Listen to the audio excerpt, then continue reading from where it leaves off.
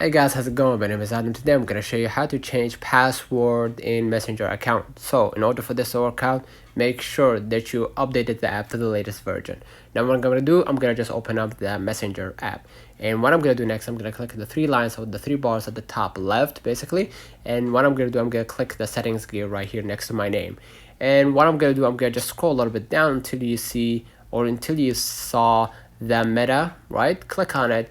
And basically you're gonna see a new window popped in front of you. What I'm gonna do next, I'm gonna just hit the account settings, which is you're gonna find more than one option. I'm gonna click password and security, and I'm gonna click on it, and basically you're gonna see the first option, you won't miss it, the change password.